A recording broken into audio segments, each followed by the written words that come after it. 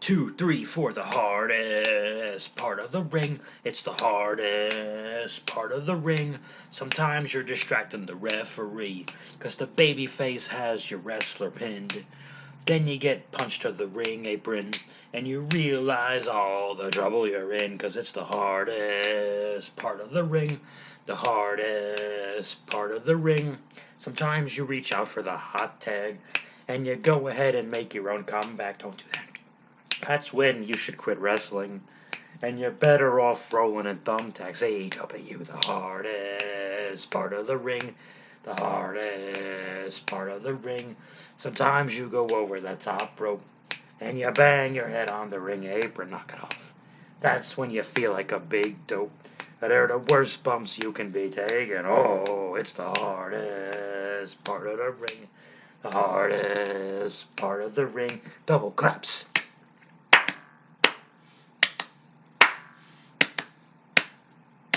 The hardest part of the ring.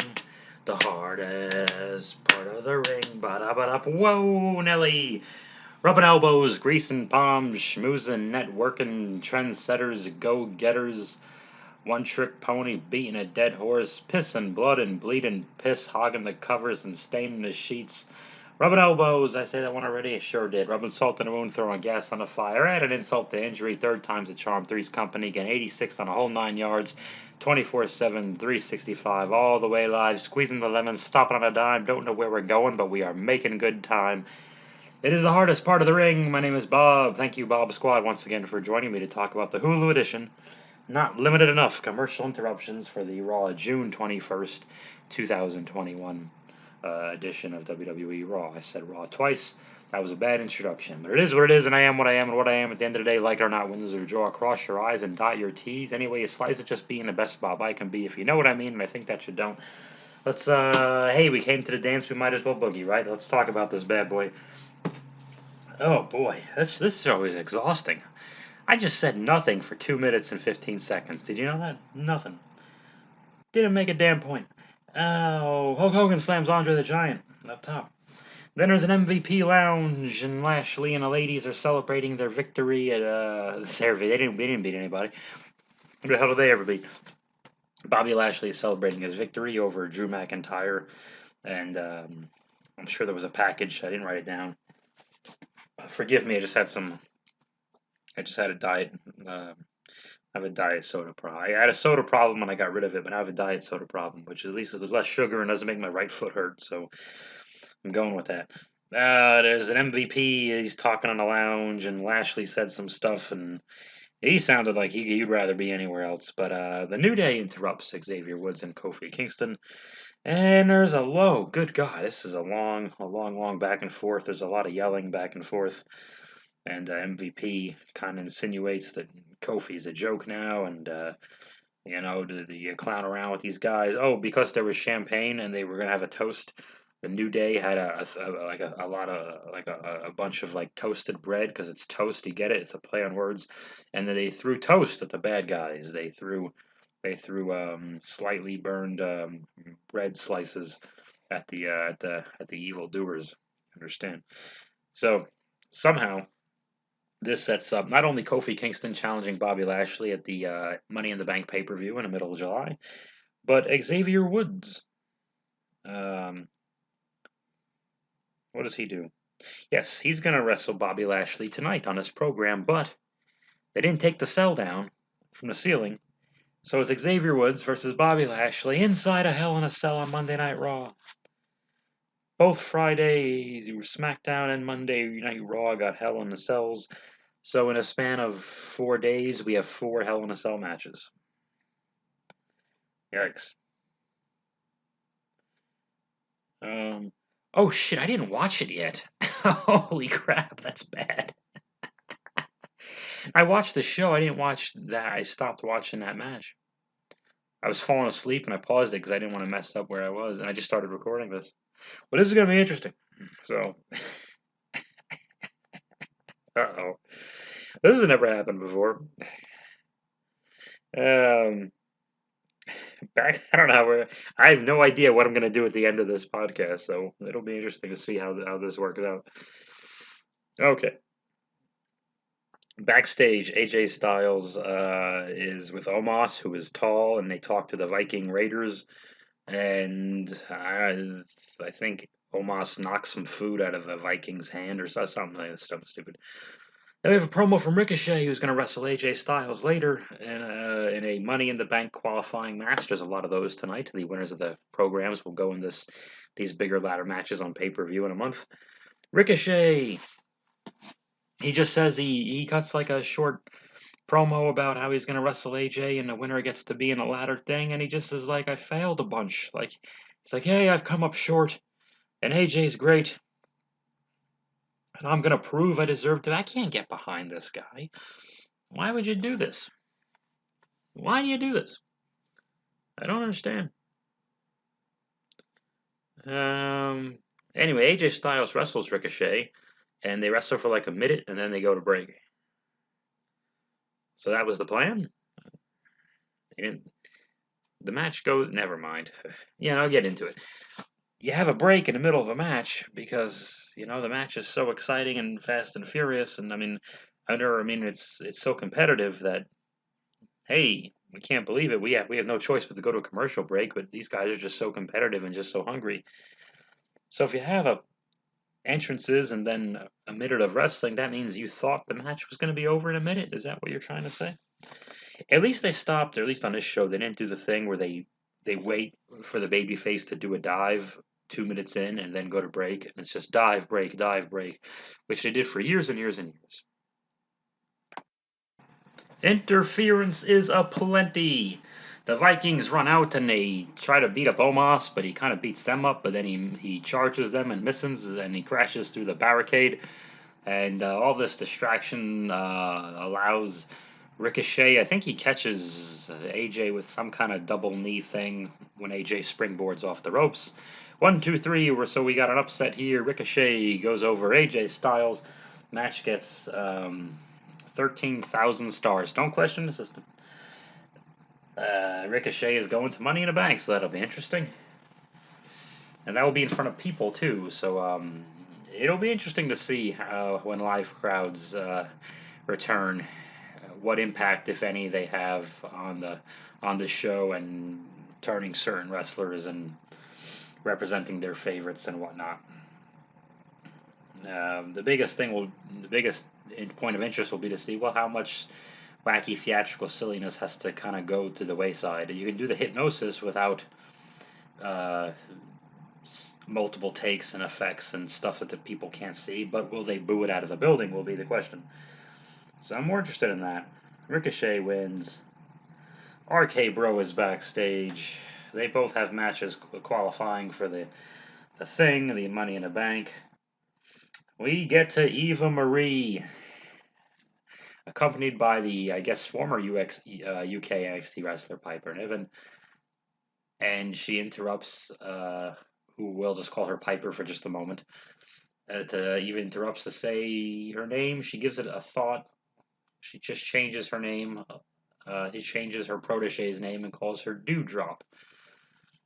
And as much as everyone hated this name when it was announced, and as did I, this is interesting because they had Dewdrop, I guess I'll call her that for the time being, Dewdrop sell it as though, hey, that's kind of dumb and insulting, and thanks for, she kind of made a face, and then Eva told her to carry her robe as she went.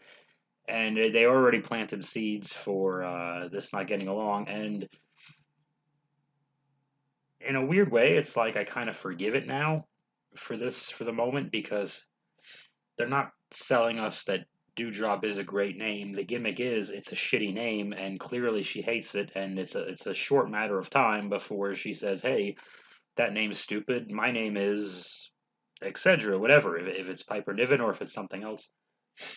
So they're acknowledging the gimmick is that the name sucked and it was haphazardly given to her on screen in front of us. So I give it a pass. I'm not going to shit on Dewdrop because it's not supposed to be good for this story for these purposes. So we'll see where it goes. And it went right away. Oh my goodness, we go right into a tag team match. Asuka Naomi. Asuka dancing with Naomi is a delight. And Dewdrop teams with Eva. Eva Marie never gets in the ring. She lets Dewdrop do all the work until, of course, Eva Marie makes a tag and shows off all the work she's been doing at the PC, I guess, by going for a cover, not getting it, and then getting rolled up and pinned by either Naomi or Asuka. I couldn't tell you because Dewdrop refused to tag back in. She was tagged in against her will after doing all the work. So she already rebelled. She's already rebelling against Eva Marie's tyranny, if you will. So very interesting. Maybe that's what people want to see. Which essentially makes Dewdrop, a baby face for our purposes. She's like a heel against her will for the moment, which means we're gonna have another baby face. Probably a good idea. Now I think about it, because really the main program is what it's Charlotte and Rhea, and my issue with their Hell in a Cell match was, well, we got two heels. I have no idea who I'm supposed to be cheering for, because every time one of them does or says something bad, the other one does or says something worse. Now what? I don't know how I'm supposed to feel. Rhea's getting DQ'd on purpose. We'll get to that. So that was interesting. So they kind of just jumped the gun with that. They planted a seed in a promo, and then they went out and just did it. Not unlike a couple of weeks ago, they did that with Jackson Riker and Elias. They planted a seed backstage, and it went out in a match, and no, it happened. Okay, I'm not complaining though. Let's move it along. It's like on one hand, yes, we need time and to build, yada yada yada. On the other hand, sometimes you go, God damn it, it's a 3-hour program. Something has to happen, and if it's not like it's the top storyline they're rushing. Yeah, we could go back all day. Naomi rolled up Eva Marie for the record. Okay, Naomi gets the pin. Naomi and Asuka will both be in a Money in the Bank ladder match, but not as teammates. Everyone's on their own in that. Which is kind of odd, but they just kind of they did what they had to do. Adam Pearce and Sonya are in the ring, and they call out Rhea Ripley, and then of course Charlotte follows, and basically they tell Rhea, "Hey, you got disqualified on purpose the other day," and she goes, "Yeah, I know." And then the Authority people go, "Hey, you got to wrestle Charlotte again at Money in the Bank," and then Charlotte says, "I'm Charlotte," or something, and that was that segment. So they're doing a match again. I wouldn't be surprised if they added a little something onto it. No DQ, falls count anywhere, blah blah blah blah blah blah blah. John Morrison wrestles Randy Orton. How about this? This is interesting. It's a combination that I don't think we've seen much of.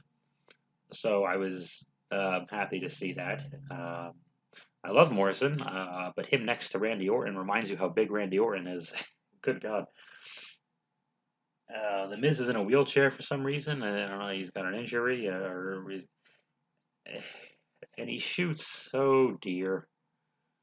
Because I'm trying not to be an adolescent fool and make the obvious jokes, but when they have Miz shoot Randy in the face with Morrison's, forgive me, drip stick, they call it, but I think it's just shooting water or something at Orton, and then Orton, and like, why am I supposed to not make fun of it? Are you testing my willpower to not act like a 12-year-old when they say these ridiculous words out of their mouths? So there's a lot of distractions. There was a low-speed chase as Riddle comes out with chasing. He's on his scooter and he chases the Miz, who's in a wheelchair, and that was fun. So I'm trying. I'm trying. I forgive little things like that because Miz and Riddle are not in the match. Is it silly and stupid? Yes, but Randy and Morrison are still actively trying to win the match despite the stupidity outside them on the other side of the ring apron, which is the hardest part of the ring. So, okay, I'll go with it.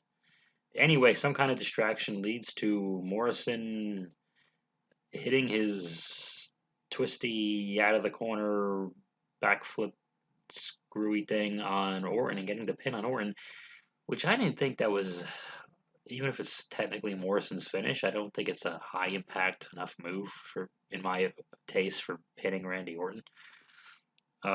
This is one of those cases where I know some people really, really hate out of nowhere roll ups and the old hook in the tights and feet on the ropes, but this is one of those cases where I think, I don't. They just don't care. The wins and losses. I know wins and losses don't mean anything, but they kind of do when they add up. They mean something. Not that Orton's losing left and right, but just to Morrison's finish, and it's not. It's so pretty, and it's just not as impactful enough to like. Oh, this is gonna beat Randy Orton. I don't know the answers. The hell do I know? This match, oh, Asuka Naomi versus Doudrop and Eva gets 13,001 stars, and Morrison versus Randy gets 13,005 stars. How about that? It's pretty good. And Nikki Cross. Oh, Twitter had fun with this. So Nikki Cross starts cutting a promo. She's got a blue mask and blue eye makeup underneath. And she's talking about spirit and the spark and energy and how great she feels. And they pan out, and she's in a blue and gold superhero outfit. And it's a superhero gimmick. I like Nikki Cross. Let's cut this off because everyone's blaming Vince and yelling at Vince. On Twitter, Killian Dane on Twitter, Nikki Cross's husband, said this was Nikki's idea. Okay, so I have no choice but to take his word at full value and go, yes, if her husband tweets out, this is her idea, this is her vision, she put this whole thing together, like, okay, so got to give Vince and got to give the writers a little bit of a pass here because you know, I mean, clearly it got approved, and nothing gets approved without the big man saying, giving it the thumbs up. So clearly he was all for it, and judging by how they used her in the match that follows, I mean, they're really all for it. So Nikki's has a ton of energy, and she's an exciting performer. The Twitter blew up with Hurricane Helms and Molly Holly gifts, and we've seen this before. And what are you doing to her? And blah blah blah blah blah. And I feel their pain. What's no? I didn't see anyone bring this up. They did this with Ricochet like 2 years ago, and it's funny how no one remembers Ricochet having to be on a superhero in 2019 in the summer, no less, 2 years ago. But 20 years ago with Helms and Molly, they all remember that, which is funny. I'm not a fan of it, and I tried because I love Nikki Cross. Here's the thing: when Molly and Helms, I guess Helms first, and then Molly came in somewhere on 2001, 2002, 2003, something like that. They're doing this wholesome, corny on purpose, uh, wink, wink, drink your milk, say your prayers, take your vitamins type of thing. They're doing that at the tail end of the Attitude Era when everything's still, and I know even if the 90s are technically over, it's still 90s, it's extreme, it's so dark here, it's so edgy here, and blah, blah, blah, blah, 90s, 90s, 90s. Um, the whole world looks like The Crow and Tim Burton movies and all this shit. Like, okay. They did the corny, colorful superhero gimmick then. When you do it today in a PG era, it's just more corny. It's extra corniness. Like, you know what I'm saying? It doesn't. Hurricane and Molly was working in context, or in contrast of everything else that was on a program. It's the same way you had Too Cool and then Rikishi dancing on the same show where APA's drinking beers and beating people up, and Dudley's beating people up, and there people using tables and this. And Austin's doing a middle finger, and everybody is literally too cool for school there. And then the two cool guys do the dance, and it's like, okay, that's why it works. The entire show is corny, so there's nothing to pit it against. And they put her with Alexa Bliss. They didn't air, at least not on Hulu. No explanation was aired as to why they're teaming after they were friends and tag team champions and broken up. If I missed it, let me know in the comments. If it was off Hulu, I don't know the answer. But yeah, I don't know what the situation was there. Nikki Cross and Alexa Bliss team up to wrestle Shayna Baszler and Nia Jax.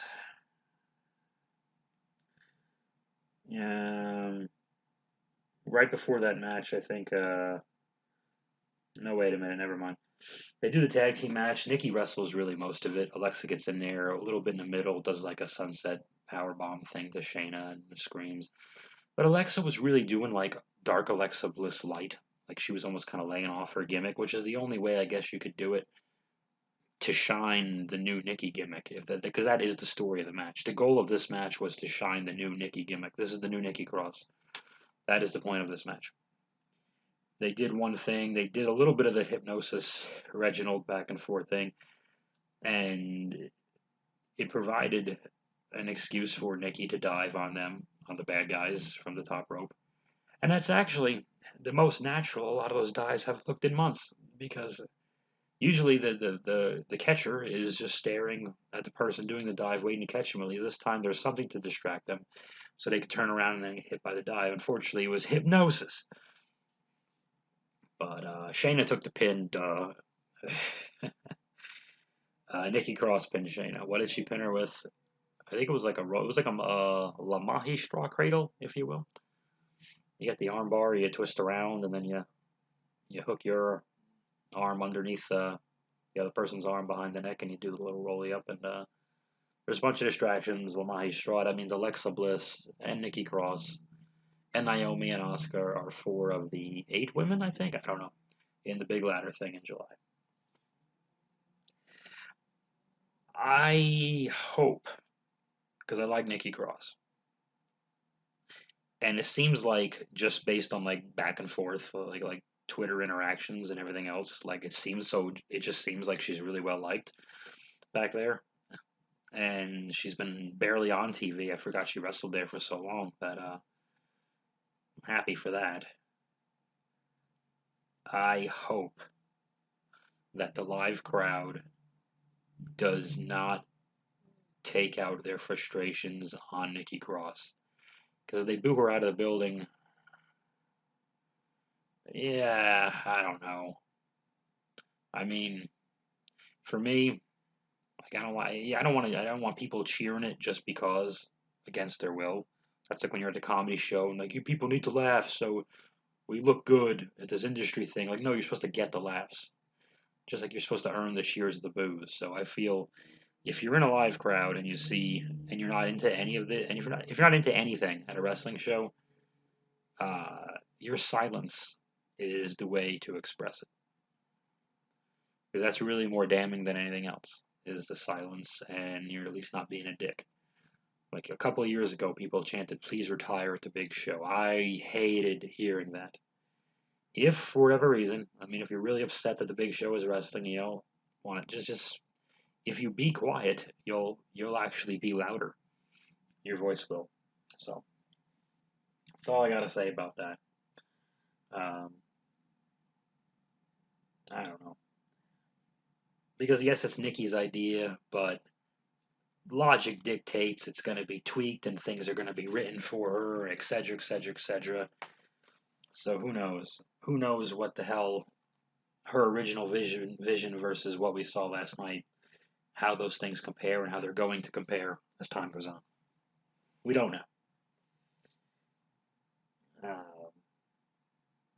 With that said, it just wasn't for me. I tried to like it, and I tried, and I couldn't.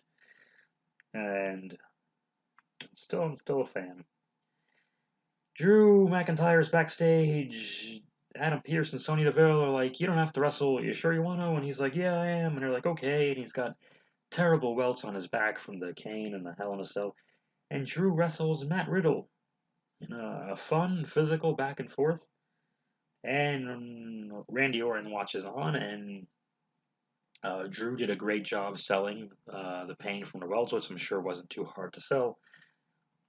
Especially early on, Riddle does a kick to the back, and Drew sells it for a long time, like letting you know this is like a 60-70% Drew McIntyre, and Riddle beats him with a victory roll, which makes sense because it led him to victory. That's what the move does. More people should use it.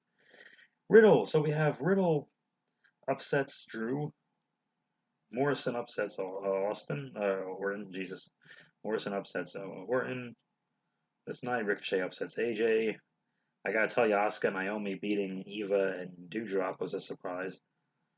So who knows? Even Shane and Nia losing was so just upset after upset, just shaking it up. So there we go, Drew McIntyre losing on Raw. How about that? Riddle went to fist pound Orton, and Orton left him hanging. So Orton is clearly upset that his little buddy is in the ladder thing and not him. Okie dokie. Woods and Kofi are firing each other up, and there's going to be a Hell in a Cell match with Xavier Woods and Bobby Lashley. And I watched the first few minutes before I started dozing off, and Lashley was in charge and throwing him around. So since I don't know how it ended, I'm going to make a prediction. I'm going to say Lashley beat him clean. Okay, and I'm going to say they went subtle. I'm going to guess. Let's find out. I'm going to watch it later and see if I was right. I'm going to guess they went subtle, and Lashley beats Woods, and Lashley just looks at Kofi and holds up the belt. There was definitely holding the belt in here. That definitely happened. Um, Maybe Lashley and MVP beat down Kofi a bit, but I think more likely they walked up the ramp as Kofi's checking on Xavier Woods. That's what I think happened. So let's see if I'm right, because I have no idea. Well, how about that, huh? Do your research, Bob. Thank you all for joining me. The Beach Town Comedy Podcast is going to be a day late. We're going to record it on our Wednesday evening, so hopefully late Wednesday night for us, which will probably be Thursday morning for the bulk of you guys, for the bulk of the people listening to this.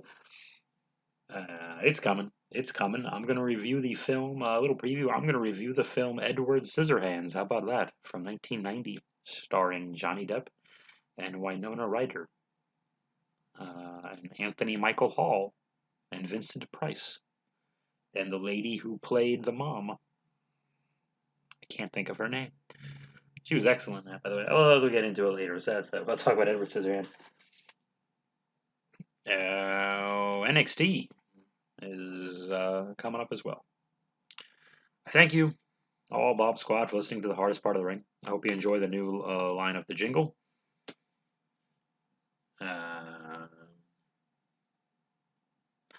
If you're in the San Diego area, the Convoy Street Wendy's is out of ice. Just so you know, they don't have any more ice right now. So I want you guys to know that. And be very careful when you're near any ice, because you might slip and fall and land on the apron, which is the hardest part of the ring. The hardest part of the ring. Ba-da-ba-da.